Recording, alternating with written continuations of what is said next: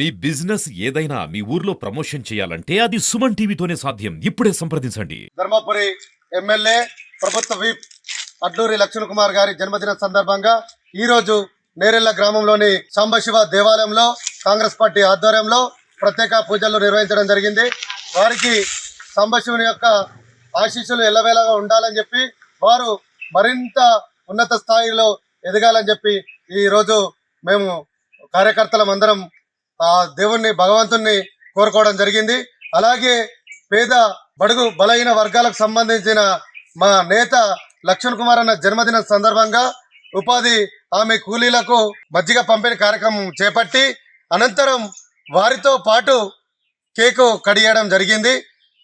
దీనికి ఎవరైతే కృషి చేసిన కార్యకర్తలు కానీ ఉపాధి హామీ కూలీలకు కానీ ప్రత్యేకంగా కృతజ్ఞతలు తెలియజేస్తూ, అలాగే లక్ష్మణ్ కుమార్ అన్న పేద బడుగు బలహీన వర్గాలకు సంబంధించిన సమస్యలపై అనునిత్యం పోరాడినందుకే వారికి ఈరోజు ప్రజలు ఎమ్మెల్యేగా పట్టం కట్టిన ఈ సందర్భంగా గుర్తు చేస్తున్నాను.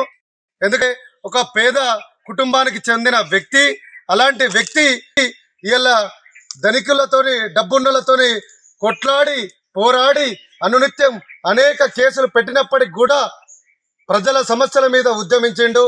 కావున ప్రజలు ఆయన సమస్యలు పరిష్కారానికి కృషి చేసిన గొప్పతనాన్ని గుర్తించే ఆయనకు ఎమ్మెల్యేగా పట్టం కట్టారని చెప్పి ఈ సందర్భంగా తెలియజేస్తూ, మరోసారి ప్రభుత్వ విప్ ఎమ్మెల్యే అడ్లూరి లక్ష్మణ్ కుమార్ గారికి నేరెళ్ల గ్రామ పక్షాన మా కాంగ్రెస్ పార్టీ కార్యకర్తలందరితో మా తరఫున ప్రత్యేకంగా వారికి జన్మదిన శుభాకాంక్షలు.